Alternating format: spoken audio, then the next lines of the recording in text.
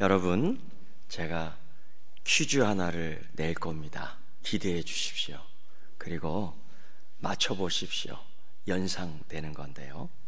맞히는 분께는 선물을 못 드립니다. 자, 준비. 코닥.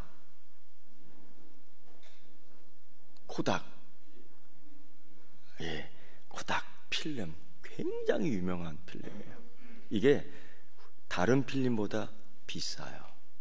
요즘 귀하죠, 그게요. 또 하나, 후지. 휴지가 아니라 후지. 이것도 필름이에요. 잘 아시는데요. 그러면은 요거 캐논 카메라. 미제 일제만 얘기해서 우리나라도 얘기해야지. 삼모. 네, 그거. 거기서도 아날로그 카메라가 아니라 그게 나와요. 직접적으로 얘기할 수 없잖아요. 이게. 그러면 이거 하나, 요것도 맞을 거예요. 니콘. 그렇죠. 카메라. 요거 모를 거야. 요거 라이카. 라이타가 아니라 라이카. 예? 이것도 카메라예요. 독일제 카메라. 이거는요 엄청 유명한 카메라예요. 저는 없어요. 제가 왜 이 이야기를 하냐면요, 이 회사들이 있어요. 필름 만드는 회사, 카메라 만드는 회사인데요, 특히 코닥 필름 회사 주목할 필요가 있습니다. 1970년대 중반 미국 필름 시장의 90%를 점유했던, 이게 비싸요. 우리나라에도 수입돼 들어오는데 이게 좀 비싸요. 다 이걸 쓰기를 원했죠. 돈이 조금 없으면은 뭘 좀 썼지요. 차이가 많이 나요. 근데 더 놀라운 것은 1975년도에 이 코닥 필름에서 최초로 디지털 카메라를 발명했습니다. 요새 우리가 많이 갖고 다니는 이 디지털 카메라요. 그런데 이 코닥 회사에서 어떤 결정을 내렸느냐? 필름 이제까지 우리가 90%를 점유하고 있는데, 이거 필름 없는 디지털 카메라를 내놓으면 우리 회사가 폭삭 망할 거야. 이거 개발하지 말자. 이거 상업하지 말자. 우리는 필름으로만 나가자. 이 정책이 잘못된 정책이었어요.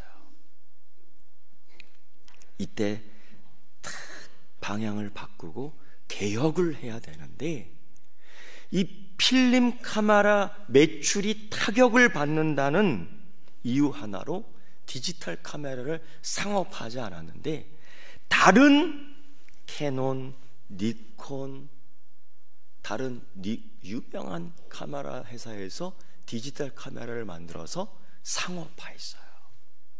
그러면서 점점점 필름을 안 쓰게 되다가 코닥은 2012년도에, 그 유명한 코닥은 2012년도에 파산 보호 신청을 하고 말았습니다. 이유가 뭘까? 개혁. 이 시기를 놓쳤고 개혁, 이것을 하지 않았던 거예요.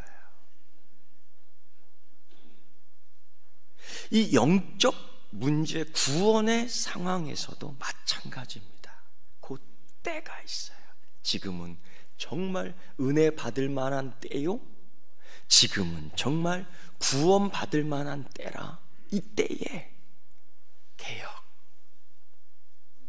이때에 회개, 이때에 돌아오지 않으면 안 되는 상황이다라는 겁니다. 날마다 우리가 변하지 않으면 다른 것들이 먼저 변해요. 나는 이대로가 좋아. 나는 이대로 있을 거야. 이 모습 이대로 그대로 굳어져 버려요. 애벌레에서 꽃으로 변하며 그래도 힘들지만은 그거를 벗어 스치는 가운데 민감한 살갗에 고통이 있지만은 그래도 나는 개혁할 거야. 그래도 나는 변할 거야 하면서 맛있는 예쁜 나비가 되어 날아가는 그 고치의 개혁 변화를 한번 보십시오. 우리의 신앙도 마찬가지예요.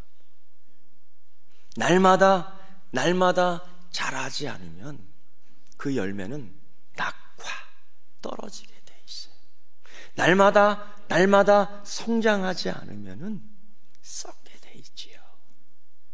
이 개혁 마찬가지로 우리 신앙에서도 필요합니다. 오늘 그 개혁을 한 두 부류가 있어요. 두 부류. 요한복음 4장에는 그 유명한 사마리아 여자 이야기입니다. 이 여자는 유명합니다. 남자가 여럿이 있어요. 지금 사는 남자도 원 남편이 아닌 것 같습니다. 아마 유대 예루살렘에서 이렇게 살았다 그러면은 난리 났을 겁니다. 다행히 사마리아 땅에서 사는 거예요.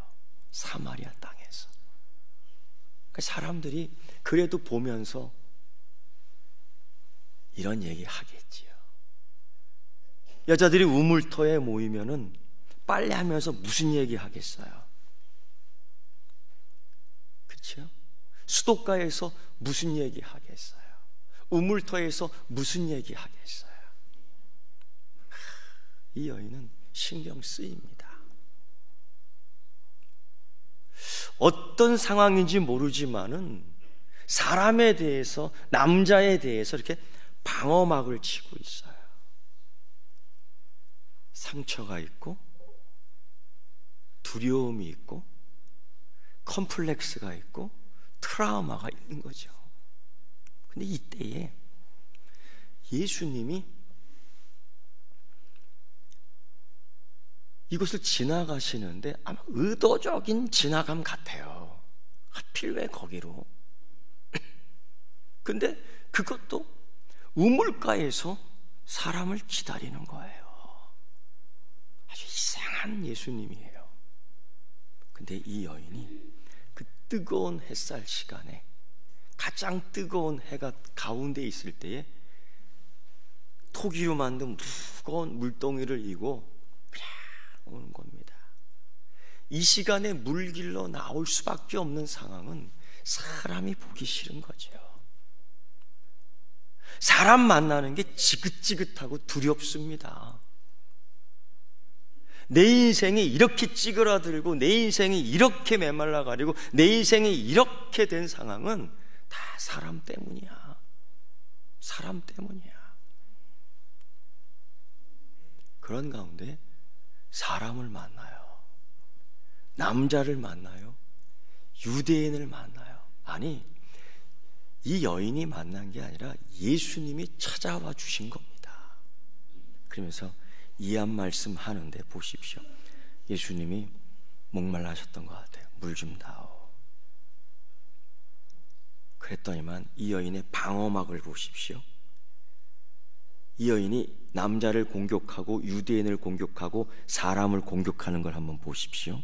아니 왜 유대인 남자가 사마리아 여자에게 말을 걸어? 이게 보통 상당히 언성을 높이고 감성을 높이는 상황이에요. 그러니까 예수님이 얼마나 당황스럽겠어요. 옥신각신 하는데 예수님이 탁 이 여인의 열등감이요, 이 여인의 상처요, 이 여인의 컴플렉스요, 이 여인의 트라우마요, 정말 싫은 숨기고 싶은 상황을 예수님이 탁 건드리는데, 야, 네 남편 좀 데리고 와라. 아주 듣기 싫은 얘기예요. 여기서 이 여인이 돌아버리죠. 결국 더 움츠려들고 더 숨어버리고 싶어요. 이때 이 상황을 피하고 싶은, 이 상황을 좀 가리고 싶은데 뭐가 제일 좋을까? 그러니 영적인 문제를 한번 되돌아 볼까? 영적인 문제? 어디서 어느 시간에 드리는 예배가 최고의 예배일까? 어떻게 드리는 예배가 최고의 예배일까? 아주 영적인 문제 갖고 예수님에게 대두는 거예요. 이때 예수님이 정점을 찍어주지요. 그의 상처에 약을 발라줘요.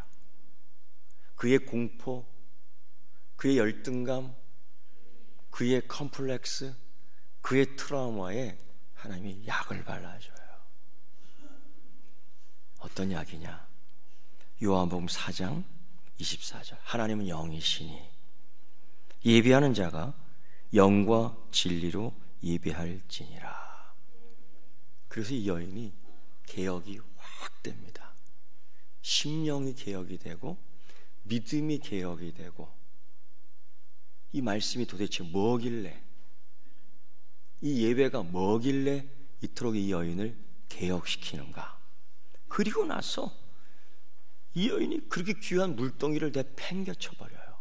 이거는 더 귀한 게 있다라는 거예요. 사람 만나기는 죽기보다 싫은데요, 동네에 가서 사람들에게 내 자신을 노출시키는 거 너무 싫은데요, 이 여인이 이 여인이 변화가 됐습니다. 그리고서는 이 사람들아, 여보시오, 여보시오, 나 좀 보시오. 그렇게 자기를 숨기고 싶은데 나 좀 보시오. 아마 노래로 했으면 이렇게 날 좀 보소, 날 좀 보소, 뭐 이랬을 것 같아요. 그렇게 사람 싫었는데, 그러더니만 뭐라고 해? 와서 보시오, 이 사람이 그리스도입니다. 아주 핵심을 찌르는 거예요. 이렇게 변해버려요. 근데 여러분, 우리 요한복음 4장에서 이 여인이 개혁이 돼서 구원받는 백성이 돼요. 여기까지. 그런데 과연 예수님은 이 한 사람만을 개혁시키기 위해서, 변화시키기 위해서 그랬을까? 아니요. 왜 제자들을 끌고 여기까지 옵니까? 왜 제자들을 끌고 여기까지 옵니까? 이 제자들 보세요. 아니, 왜 저 여자하고 얘기를 하지? 속으로 감히 얘기는 할 수는 없고, 아니 저 사마리아 여자하고 뭘 대화할 필요가 있어? 그 유대인들이 갖고 있는 상당히 이기적이고 정치적이고 역사적이고 이 공간적인 차별, 사실 위로 따져가 보면은 그 사람들도 우리 동족이거든요. 사실 그 사람들도 우리 가문의 지파의 사람들이거든요. 그런데 역사적 상황 속에서, 정치적 상황 속에서 참 힘든 삶을 살았어요. 그러다 보니 신앙적 정통성을 유지할 수 없어. 피가 섞이고 혈통이 섞이고 종교가 섞이고 문화가 섞이고 완전히 딴판 이방인이 되어버렸네요. 세상 사는 것도 서러운데 힘든데 유대인들은 그런 걸 보면서 우리 인간 취급하지 않는 거예요. 자기가 좀 잘 믿으면 잘 믿었지, 좀 뭐 그런 거 갖고 사람을 인간 취급을 안 해? 이 기본적인 유대인들의 마인드가 그렇습니다. 예수님이 그걸 보여준 거예요. 봐라, 사마리아 사람도 구원받는다. 너희들이 개처럼 여기는 사마리아 여자, 남자가 몇 명이야? 이런 사람도 구원받을 자격이 있는 줄 믿습니다.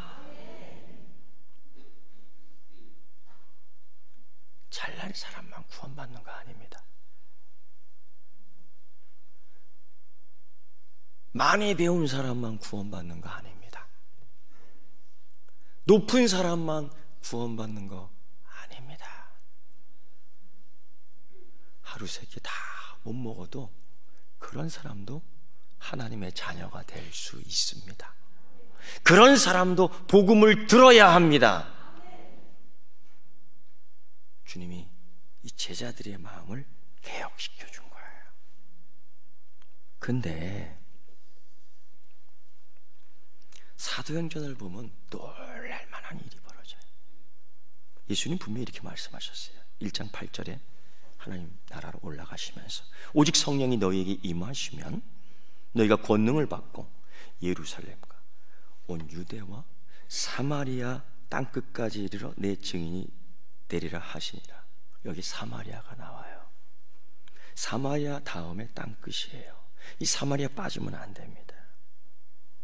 그런데 개혁이 안 된 거지요. 누가? 사마리아는 개혁되고 있는데 예수님의 부활을 체험한 제자들이 아직도 개혁이 안 된 거예요. 가장 가까이서 예수님의 말씀을 보고 듣고 느꼈던 그들이 개혁이 안 된 겁니다. 사도행전 8장 14절, 예수님 부활 이후 한 10년은 15년은 지난 것 같아요. 그때 이런 구절이 있어요. 예루살렘에 있는 사도들이 사마리아도 하나님 말씀을 받았다함을 듣고 놀랍니다. 빌립 집사가 사마리아에 가서, 누구도 유대인 사도가 사마리아에 가서 복음을 한 번도 전하지 않아요. 부활하셨다. 예수님이 다시 부활하셨다. 그 요한복음 4장의 현장에 나와 있었으면서도 요한복음 4장 그 수가 마을의 현장에서 사마리아 여자가 예수를 그리스도로 영접하는 사건을 보고 듣고 놀랬음에도 사도행전 8장에는 부활하신 예수를 누구도 전하러 간 사람이 없었다. 개혁이 안 됐다라는 거예요. 그러면 어떻게 되느냐?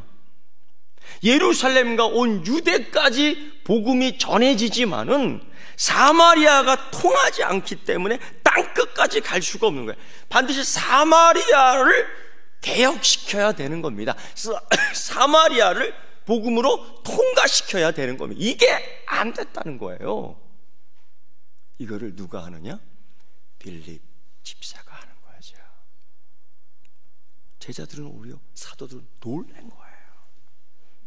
여러분, 굳어지면은 썩을 수밖에 없어요.